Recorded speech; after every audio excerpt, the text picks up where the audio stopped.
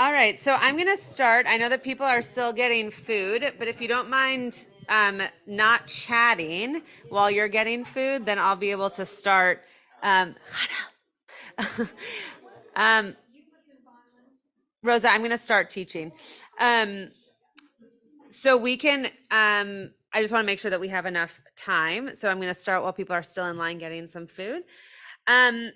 So this week is Parshat Eikev, and there's a very powerful, I think, known passage in this week's Parsha, all about the idea of carrying around the tablets of the Torah, or of the Ten Commandments, I should say. So today we actually read the Ten Commandments. For those of us who read a full Kriya, you also read the Shema. And then in this coming week's Parsha, which we read some of already today, we actually get this rule, this mitzvah, this honor of how to carry around the tablets while the people are going through the desert. Just as a reminder, Deuteronomy, the book of Devarim, is a book of complete recapitulation, right? So everything that has happened in Devarim, except for like the last two parshiot, is all a memory book, right? All a diary recount of what has already happened, mostly in Genesis and Exodus. A little bit of Leviticus, basically none of Numbers, and so you're getting narrative again. But if you're interested in the idea of the documentary hypothesis, you're getting narrative again, but in a very different way and in a very different voice, it seems. So some people think that it's God telling it in now a mature, different voice. Others say that it's just a different writer of the Torah. Whatever you would like to believe is totally fine, but it is the same stories told in a different way at the end of the Torah, before the Torah finishes, and then we start it all over again.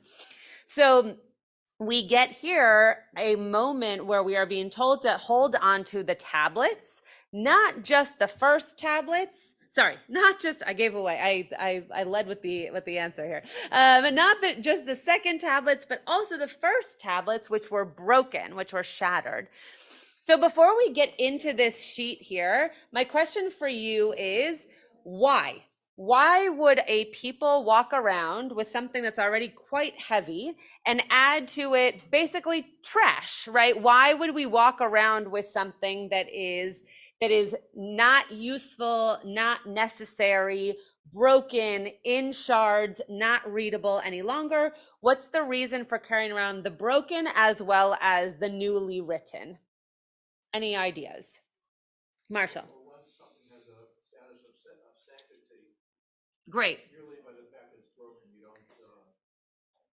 Beautiful. So Marshall's reading in a modern day conception of what we do with holy objects or even holy parts of our bodies, that we actually bury them. We take them with us. We don't just discard them. We make sure that there is something holy done to them, because they too are holy. So it doesn't matter that they're broken, Marshall's saying. It matters that they were holy, that they were once holy, that they continue to be holy. And so we take them with us. In this case, we're not burying them, but we're taking them with us. Yeah, Irv. I think it's a memory not to screw up again. Great. So there's also, I know you kind of say that tongue in cheek, but it's very real. Like there is this idea that we carry around with us that which is broken, so that we remember not to do what we did to cause the breaking before again, right? Not to relive our past, but to continue forward with our future. Any other ideas? Yes, Stevie. If the first broken tablets were written by God and the second tablets were written by Moses, Yeah. then there's some amount of like, here's the evidence that what's written on these tablets is the authentic text, because you can see, like the little bits you can see match, right? Beautiful. So Stevie's saying that kind of to add on to this idea of if something is holy, you keep it. If the first tablets were written by the finger of God, and then the second tablets, it's very clear, were written by Moshe once the first were broken, then we really want to keep the first ones, even though they're broken, because it's evidence, it's resource of God having written down the 10 Commandments that then Moshe copied down a second time. Any other thoughts? Yeah, Joey. It's kind of what Irv was saying. See a connection, like burying things that you need that are usable, like a CD or missing pages. Yeah, exactly. I think that's what Marshall was saying. That's exactly right. So the other piece of this is the holiday that we just had this past week was Tisha B'Av, right? Why do we have Tisha B'Av in 2023? That's true. Why do we have Tisha B'Av in modern day? Good point. Why do we have Tisha B'Av in modern day? Yeah, I'm kind of trying to get you to put these two things together, right?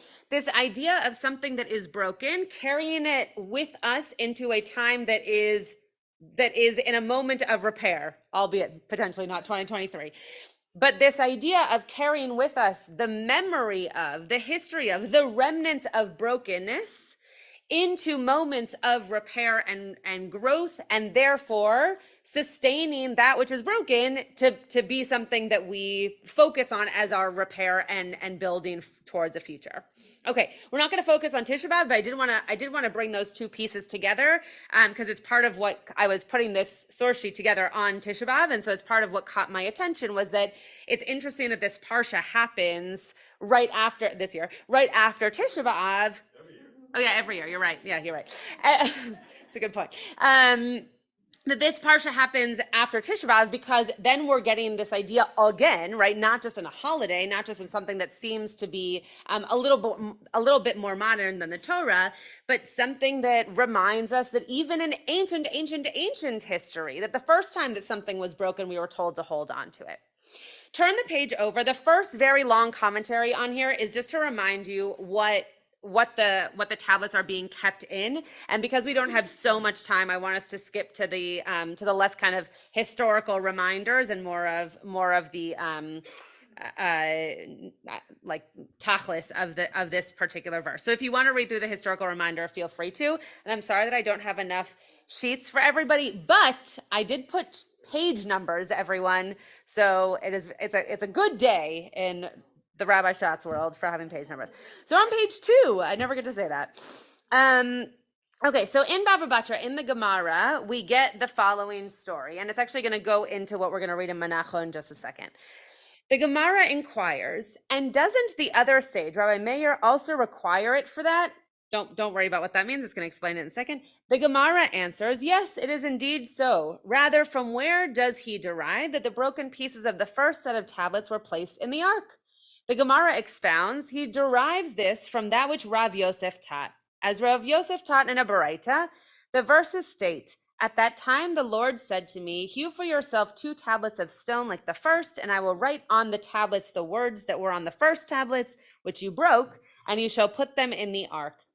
This teaches that both the second set of tablets and the broken pieces of the first set of tablets were placed in the ark.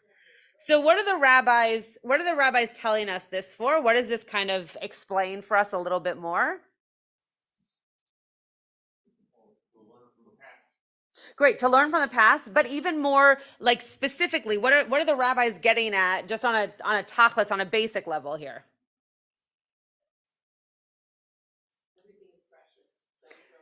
Okay, you're all giving me great drashot. I'm just asking for like basics. What are the rabbis telling us? What's the basics here? But yes, that's true, Hannah.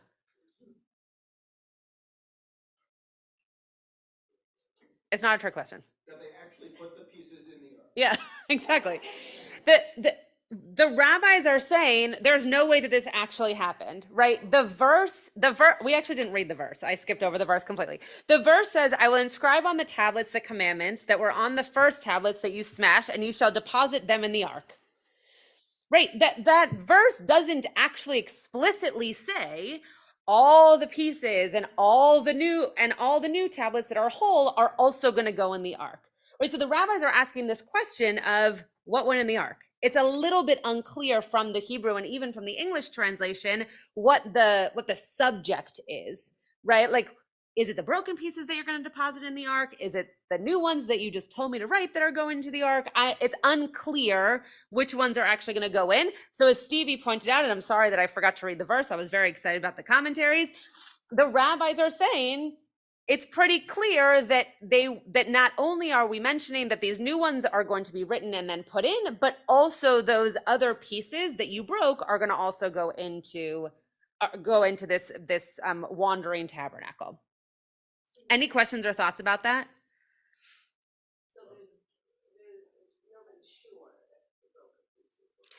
I mean, it's just like saying no one's sure that the Exodus happened, right? Like, yeah, I guess not. But I think what the rabbis are getting at here is that they are sure that what the sentence in the Torah meant was that it wasn't just the put together tablets, that it was also the broken tablets. Yeah, Alan. That's the whole thing. The word says Shimachtam, that you will put them.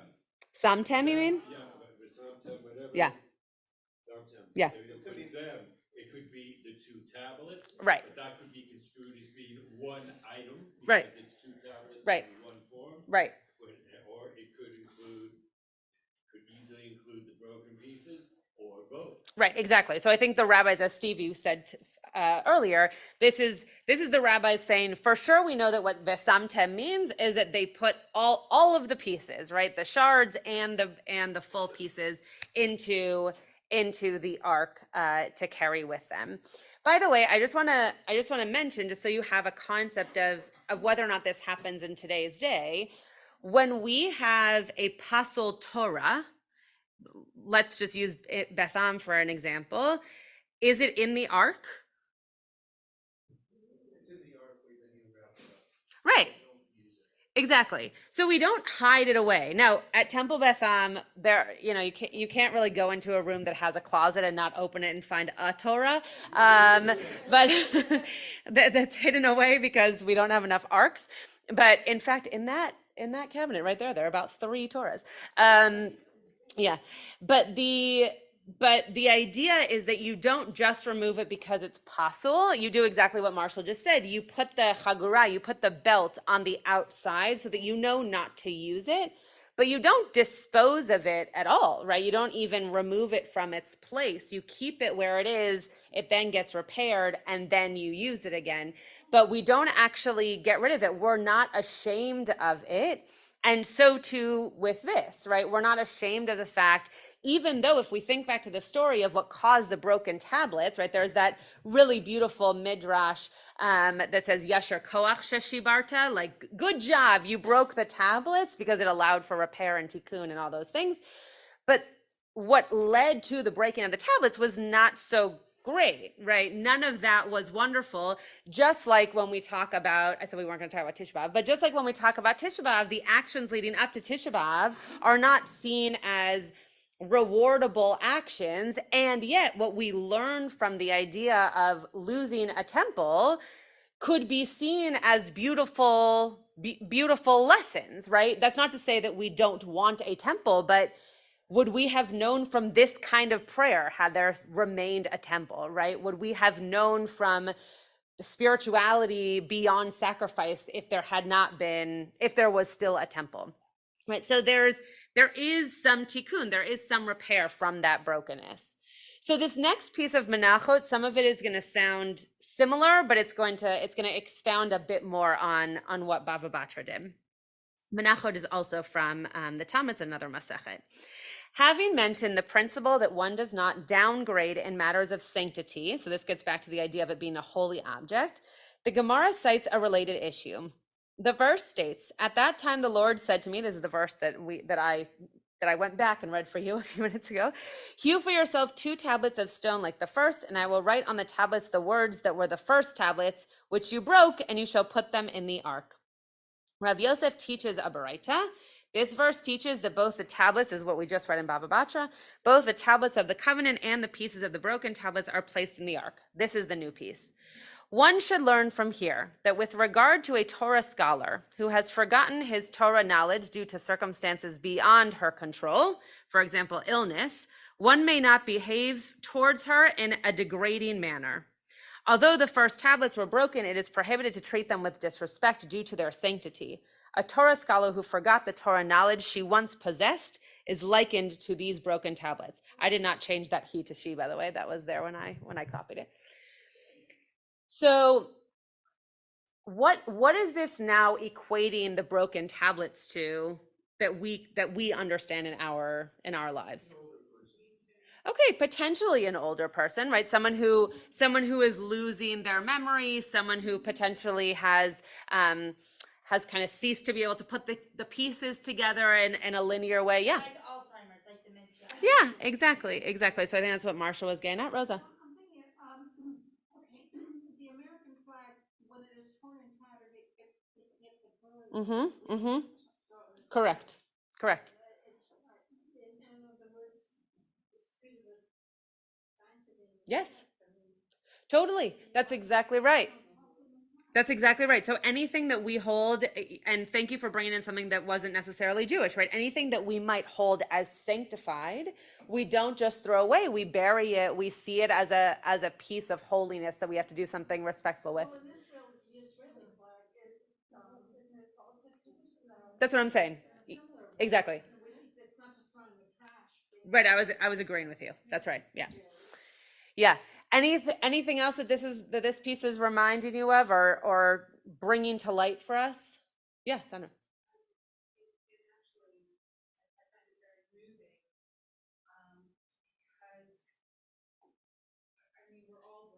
Mm-hmm.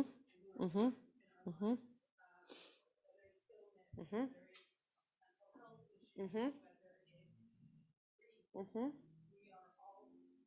Mm-hmm.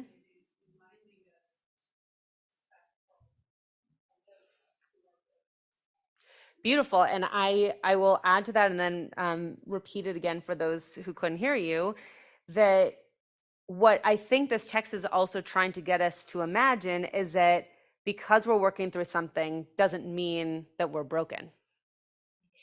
Right? That we use the idea of broken tablets to equate us to all the scenarios that you mentioned: grief, going through some kind of mental state, or being born with something that disables us from putting all the pieces together, not having a full capacity in the understanding or the cognitive ability that others around us might have, or just feeling not yourself, right? We all have days where we just don't feel ourselves, and therefore we might feel broken. But I think what this text is trying to remind us by saying, no, those pieces go right next to the holiest of tablets, is that they might seem broken, they might look broken, they might actually be in shards, but they're not broken. They're just in a different state at this particular moment. And so finding ourselves a way to recognize that we might feel like we're bunches of pieces needing to be put back together, that each one of those pieces is very much whole, and now we just need to figure out how to feel back ourselves. Yeah. Yeah. Totally. Yeah. Yes. For sure. And the next text is going to have even more of that compassion. That's exactly right. That there's something that the rabbis are getting at, that God, Moshe, whoever really understood that to be compassionate for both the experience that caused the broken tablets, but also the fact that those tablets were holy, written by God, done with kavanah, that we should have compassion for them, right? For that they meant something, they were significant, and to be able to take them as they are, even in this quote broken state. So this last midrash here, Midrash, for those of you who haven't studied Midrash in the past, Midrash picks up different pieces from different parts of Torah. So I'm not gonna read all of the citations, but just so you understand, that's what's happening here. It's bringing in different quotes from I was gonna say all over, but different places in Deuteronomy, which is what is meant by thou shalt overlay it with gold within and without. Now it's talking about making the tabernacle, and there was gold on the outside and there was gold on the inside. He said to him, even though the wooden casket is to be inserted between them, handle it with the utmost care. Why? Because the Torah, the tablets, and even the broken tablets will be placed within it. Hence, treat it with honor, since it is said, you shall put them in the ark. That is, both the second tablets and the broken tablets shall be placed inside it. And you shall put them in the ark. That is to say, even if you should see students of Torah who are poor and unfortunate, treat them with respect, for the law is stored within them. This to me is really a text of compassion, and in a way that you don't often hear rabbis talking about people who are less fortunate, especially people who might have special needs, right? That there is often a category, right, where you might expect anybody, right, someone who's deaf, someone who's blind, someone who doesn't have two legs, that there's some kind of misfortune there. But what the rabbis are trying to tell us is that no, they have Torah within them also. No matter how you might define them, that, the disability, if you might call that broken, but what we're reminding you as rabbis is that that is actually extremely powerful Torah. Because first of all, it's Torah that you don't have, right? I'm lucky enough to have two legs. So if someone is teaching me something about the way they get around in the world with only one leg, that's Torah I don't have. And that doesn't mean that they're broken. That just means that that's a part of me that I don't have, and they're now adding that for me. So what this midrash is getting at is that there, as we've now all said, but this idea of compassion, that when you bring together the parts of you, of others, of Torah, that might not feel like they really go together, that might not be the highlights, right? That might not be the things that you want to really lift up. Those things too have Torah to teach us. They have gems to be able to teach us something about something, right? No matter what it is. I remember a teaching about the Shema, that there's a very troubling halacha about the Shema, that if you're deaf, if you cannot hear, you don't say the Shema, because the first word is listen. And if you can't hear, why say the word listen? And one of the teachings that I heard on this, again, very troubling halacha, something that, again, is not a piece of Torah that you would necessarily lift up. It's part of that broken Torah in my mind, is the teaching that no matter if you can hear or not, you can still say something that other people can listen to, right? You can still put out into the world that which someone else is listening to. And what I said to the B'nai Mitzvah earlier today was that listening is very different than hearing. Listening uses understanding and means that you're going to act on something and hear someone and be able to really respond to them. Hearing is just passive, right? You might hear something in passing, but you don't necessarily have to engage with it. So I think that what this is, and then I'm happy to hear some last comments. I think what this text is teaching us, and again, on the heels of Tisha B'Av, I think this is even more powerful. I think what this text is teaching us is that, sure, we might use the word broken, and in our minds, we might think of scattered ceramics or glass or whatever you might be thinking of. But what our rabbis are trying to teach us is that each of those pieces is something holy. And it's something that is whole and can teach us something. And so that's why we keep it together with that which is complete and actually looks whole, to remind us that we can learn even from those broken pieces, and that from those broken pieces, we are also able to grow. Does anybody have any final comments or thoughts on this? Yeah, Marshall. And the Hebrew itself, the second to the last line. Yeah. The last word there is quite interesting. The dual dalim. I was trying to figure out where it came from. Mm-hmm. I think it's the word dal, which means low. Yeah. So it's like dal. Yeah. Really low. Right. It's translated as unfortunate. Right. But not only is the person poor, but he's really, really low. Yeah. Yeah. Right. Like someone who can't even bring themselves out of whatever they're in, right? They're so low in themselves and in their work that they can't bring themselves out of it. Yeah. Any other thoughts or comments? Okay. Similar to Yeah. saving the Wailing Wall. I mean, that was a part of the temple. Saving it? What do you mean? Now we go to it and worship the Lord. Oh, you mean because it's like a broken off piece of the temple? That's really interesting.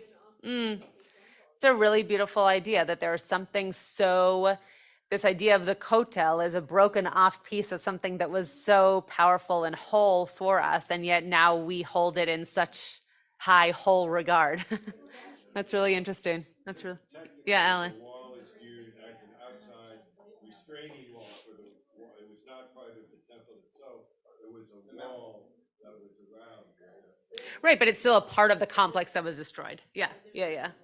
The comment still stands correct. Yeah. Other thoughts? Okay. So, yeah. won't let go of their blanket. Totally. They have to have that blanket. Right, right. Exactly. Exactly. For sure, for sure. So I hope as we're going through Parshat Eikev this week that you're able to think about those pieces inside you, right? That you've kind of categorized as broken or categorized as putting them aside as not important, but being able to uplift them as seeds for growth and the ability to be able to put those pieces together and hold them within a holy vessel. Shabbat Shalom.